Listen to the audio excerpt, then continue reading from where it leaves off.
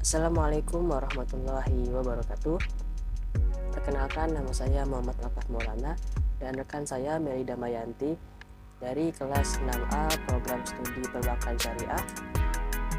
Pada kesempatan kali ini kami akan menjelaskan tentang analisis kesehatan bank pada Bank Rabi Bukopin Syariah dengan metode RGEC periode 2018 sampai 2022. Selamat menyaksikan. Nah, kemudian kita akan membahas terlebih dahulu apa itu RGEC. RGEC merupakan metode penilaian kesehatan bank yang merujuk pada Peraturan Bank Indonesia Nomor 13/PBI/PBI/2011 tentang penilaian kesehatan bank umum. Metode RGEC ini merupakan tata cara penilaian bank yang menggantikan tata cara penilaian bank sebelumnya, yaitu KAMEL. Lalu kenapa sih ada perubahan tata cara penilaian bank dari KAMEL menjadi RGEC? Nah, perubahan sistem ini disebabkan karena ada krisis keuangan global yang tidak diimbangi dengan penerapan manajemen risiko yang memadai, sehingga dapat menimbulkan berbagai permasalahan mendasar pada bank maupun terhadap sistem keuangan secara keseluruhan. Selain itu juga adanya kegagalan strategi dan praktik kecurangan yang dilakukan oleh manajemen dan berlangsung tanpa terdeteksi dan menyebabkan pentingnya penerapan tata kelola perusahaan yang baik atau GCG. Pertama ada komponen risk profile, di mana penilaian faktor profil risiko ini merupakan penilaian terhadap risiko inheren dan kualitas penerapan manajemen risiko dalam aktivitas operasional bank. Nah, penilaian terhadap risiko ini terbagi menjadi 8 bagian. Yang pertama ada risiko kredit, di mana risiko kredit ini adalah akibat kegagalan debitur atau pihak lain dalam memenuhi kewajiban kepada bank. Yang kedua ada risiko pasar, yaitu suatu risiko yang timbul karena menurunnya nilai suatu investasi karena pergerakan pada faktor-faktor pasar. Yang ketiga ada risiko likuiditas, di mana risiko likuiditas ini risiko kekurangan likuiditas terjadi karena adanya ras penarikan atau penarikan secara serentak yang dapat mengakibatkan kebangkrutan bank. Yang keempat ada risiko operasional, yaitu risiko kerugian yang diakibatkan oleh kegagalan atau tidak memadainya proses internal sumber daya manusia dan sistem atau sebagai akibat dari kejadian eksternal. Yang kelima ada risiko hukum, yaitu risiko dari ketidakpastian tindakan atau tuntutan atau ketidakpastian dari pelaksanaan atau interpretasi dari kontrak, hukum atau peraturan. Lalu yang keenam, risiko strategik, yaitu risiko yang disebabkan oleh adanya penetapan dan pelaksanaan strategi bank yang tidak tepat, pengambilan keputusan bisnis yang tidak tepat, atau kurang responsifnya bank terhadap perubahan eksternal. Lalu yang ketujuh, risiko kepatuhan, yaitu risiko yang disebabkan oleh ketidakpatuhan suatu bank untuk melaksanakan perundang-undangan dan ketentuan lain yang berlaku. Lalu yang kedelapan, risiko reputasi, yaitu risiko akibat menurunnya tingkat kepercayaan stakeholder yang bersumber dari perspektif negatif terhadap bank. Nah, sedangkan pada bank syariah terdapat 10 risiko. 8 risiko sama seperti bank konvensional yang seperti saya sebutkan, dan terdapat 2 risiko tambahan, yaitu risiko imbal hasil dan risiko investasi. Di mana risiko imbal hasil ini adalah risiko akibat perubahan tingkat imbal hasil yang dibayarkan bank kepada nasabah karena terjadi perubahan tingkat imbal hasil yang diterima bank dari penyaluran dana yang dapat mempengaruhi perilaku nasabah dana pihak ketiga bank. Lalu risiko investasi ini adalah risiko akibat bank ikut menanggung kerugian usaha nasabah yang dibiayai dalam pembiayaan bagi hasil berbasis profit and loss share. Nah, kemudian di dalam risk profile itu juga ada komponen GCG atau Good Corporate Governance. Nah, GCG ini ditinjau dari sisi pemenuhan prinsip-prinsip GCG. GCG juga mencerminkan bagian manajemen dari KAMEL namun telah disempurnakan. Bank memperhitungkan dampak GCG perusahaan pada kinerja GCG bank dengan mempertimbangkan signifikan dan materialistis perusahaan anak dan atau signifikasi kelemahan GCG perusahaan anak.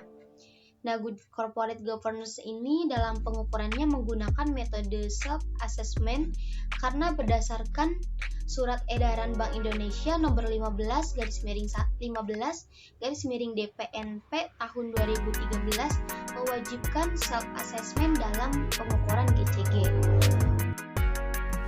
Nah, selanjutnya di sini ada aset produktif bermasalah dan aset non produktif bermasalah terhadap total aset produktif dan aset non produktif, di mana semakin besar persentase maka semakin banyak porsi aset yang bermasalah. Dapat dilihat dalam 5 tahun terakhir, aset produktif dan aset non produktif bermasalah mengalami naik turun. Pada tahun 2020, aset produktifnya cukup tinggi dengan persentase 9,27%. Lalu pada tahun 2022 turun dan masih dalam kategori cukup tinggi, yaitu sebesar 6,21%. Menurut OJK, aktiva produktif bermasalah adalah aktiva produktif dengan tingkat kolektibilitas atau tagihannya kurang lancar, diragukan dan macet. Salah satu strategi dalam menangani adanya aktiva produktif bermasalah adalah dengan melakukan pengisian penghapusan aktiva produktif atau PPAP, dan untuk menghindari aktiva non produktif maka harus menjauhi aset yang tidak jelas. Hindari aset yang menawarkan keuntungan besar dan dengan melirik aktiva produktif agar aset non produktif dapat dicukupi. Lalu yang kedua, ada aset produktif bermasalah terhadap total aset produktif, di mana dapat dilihat dari persentase aset produktif yang bermasalah sampai tahun 2021 mengalami kenaikan hingga 6,72%. Lalu turun pada tahun 2022, aset bermasalahnya sebesar 3,88%. Dalam hal ini semakin besar persentase maka semakin banyak aset produktif yang bermasalah. Karena dampak dari aset produktif yang bermasalah terhadap sebuah bank ialah auditor bank nantinya juga akan mempertanyakan pembayaran penuh dan bunga yang masih harus dibayarkan. Nah, menurut OJK, aktiva produktif bermasalah ini adalah aktiva produktif dengan tingkat kolektibilitas atau ketertagihannya kurang lancar, diragukan dan macet. Maka salah satu strategi dalam menangani adanya aktiva produktif bermasalah ini adalah dengan melakukan penyisian penghapusan aktiva produktif. Lalu yang ketiga ada cadangan kerugian penurunan nilai atau CKPN, mana dalam hal ini semakin besar persentase maka semakin ekspektasi pembiayaan gagal bayar semakin besar. Nah, CKP pada Bank Bukopin Syariah ini dari tahun 2018 sampai 2021 berada di sekitaran 4%. Lalu tahun 2022 turun sebesar 1,87%. Berarti ekspektasi Bank Bukopin Syariah terhadap pembiayaan gagal bayar semakin kecil. Karena jika terjadinya adanya penambahan nominal pada CKPN maka akan berimbas kepada penurunan tingkat pembiayaan bermasalah ketika pihak manajemen bank melakukan hapus buku pada akun pembayaran yang bermasalah. Dan jika CKPN mengalami kenaikan, maka mempengaruhi besarnya NPF yang harus ditutupi kerugiannya. Lalu yang keempat ada NPF gross, di mana dilihat dari laporan keuangan NPF gross dari Bank KB Bukopin Syariah ini dalam 5 tahun terakhir mengalami naik turun. Pada tahun 2018, 2019, dan 2020 berada di peringkat 3 yaitu kategori cukup sehat. Sedangkan tahun 2021 turun ke peringkat 4 dengan kategori kurang baik, dan tahun 2022 naik kembali di peringkat 2 dengan kategori baik. Lalu untuk NPF netnya dari tahun 2018 sampai tahun 2022 tingkatnya masih dalam kategori sama yaitu peringkat 2 dengan kategori baik. Namun pada tahun 2019 dan 2020 mengalami sedikit peningkatan, tetapi pada tahun 2021 dan 2022 mengalami penurunan kembali walau masih dalam kategori baik di peringkat kedua. Nah, lalu yang ke-6, di mana ada pembiayaan bagi hasil terhadap total pembiayaan, mana jumlah pembiayaan berbasis bagi hasil dari tahun ke tahun selalu mengalami kenaikan. Pada tahun 2022 jumlah pembiayaan berbasis bagi hasil ini mencapai 84,94%. Mana semakin tinggi pembiayaan bagi hasil yang diberikan kepada para nasabah, maka semakin tinggi pula profitabilitas suatu bank. Namun semakin tinggi nilai pembiayaan bagi hasil, maka akan semakin menurunkan nilai ROA gitu. Hal ini disebabkan karena kepercayaan yang disalahgunakan oleh nasabah, yaitu dengan menyalahgunakan kepercayaan bank dengan cara tidak membayar atau mengembalikan sesuai perjanjian yang telah disepakati antara nasabah dan bank. Lalu ada FDR, di mana FDR pada tahun 2018 dan 2019 berada di peringkat 3 dengan kategori cukup sehat. Sedangkan untuk tahun 2020, FDR Bank Bukopin melewati angka toleransi FDR yaitu lebih dari 120% dan masuk ke peringkat kelima dengan kategori tidak sehat. Dan untuk tahun 2021 dan 2022 naik kembali dan berada di peringkat 3 dengan kategori cukup sehat. Yang kedua yaitu ada komponen earning atau rentabilitas. Earning adalah salah satu penilaian kesehatan bank dari sisi rentabilitas. Karakteristik bank dari sisi rentabilitas adalah kinerja bank dalam menghasilkan laba, kestabilan komponen-komponen yang mendukung core earning, dan kemampuan laba dalam meningkatkan permodalan dan prospek laba di masa depan. Nah, komponen di earning ini juga ada beberapa macam. Yang pertama yaitu ada ROA. ROA pada tahun 2018 sampai 2020 masuk pada peringkat 4 yaitu kurang sehat. Namun pada tahun 2021 dan 2022 masuk ke dalam peringkat 5 yaitu tidak sehat karena kurang dari 0%, terutama pada tahun 2021 yaitu nilainya mencapai min 5,48%. Nah, hasil tersebut dapat menunjukkan bahwa kurangnya pengelolaan bank dalam penggunaan aktiva untuk mendapatkan laba sehingga nilai yang didapatkan berada dalam posisi yang rendah. Selanjutnya komponen dari earning yaitu ROE atau Return on Equity. Bisa dilihat pada Bank KB Bukopin Syariah mengalami penurunan yang signifikan dari tahun 2018 sampai 2022. Tahun 2018 sampai 2020 dikategorikan masuk ke dalam peringkat 4 tidak sehat dan pada tahun 2021 sampai 2022 dikatakan sangat tidak sehat, yaitu nilainya rendah sebesar min 23,6% dan min 6,34% yang mengakibatkan penurunan laba bersih pada tahun tersebut. Nilai tersebut menunjukkan kurangnya kemampuan bank dalam mengelola modalnya untuk menghasilkan laba. Kemudian yang ketiga yaitu net imbalan atau NI. NI-nya mengalami penurunan yang cukup signifikan dari tahun 2018 sampai 2021, lalu mengalami peningkatan kembali sebesar 0,87% pada tahun 2022. Namun Bank Bukopin ini tetap dinyatakan tidak baik dan menempati peringkat kelima karena penilaian NI-nya yaitu kurang dari 4%. Maka bank tersebut dinyatakan tidak baik dalam mengukur kemampuan manajemen bank dalam mengelola aktiva produktif yang dimiliki bank sehingga tidak bisa menghasilkan laba bersih. Selanjutnya yang keempat yaitu ada net operating margin atau NOM.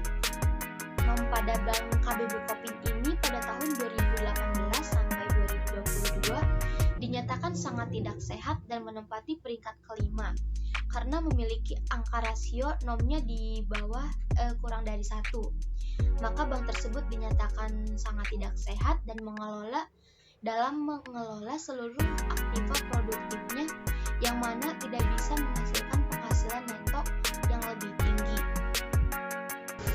Nah, selanjutnya yaitu ada BOPO. Nah, pada bank ini menempatkan peringkat kelima dari tahun 2018 sampai 2022 karena nilai BOPO-nya lebih dari 89%. Hal itu dinyatakan tidak memadai sebuah bank dan tidak efisien karena kurang mampu dalam melakukan kegiatan operasionalnya. Nah, pergerakannya pun dari tahun ke tahun itu tidak menjadi lebih baik, bahkan lebih buruk karena nilai BOPO-nya terlalu besar hingga mencapai lebih dari 100% terutama pada tahun 2021 dan 2022. Nah, selanjutnya komponen yang terakhir dari earning ini yaitu ada cost to income ratio.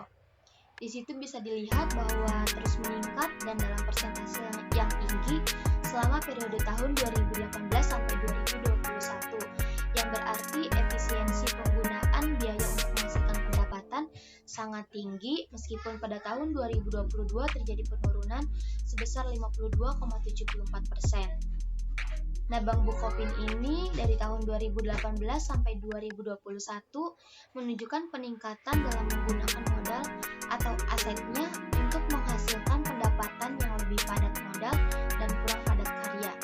Sedangkan pada tahun 2022 mengalami penurunan, yang artinya sebuah bank mampu menghasilkan pendapatan yang lebih tinggi meskipun memiliki jumlah aset yang lebih sedikit.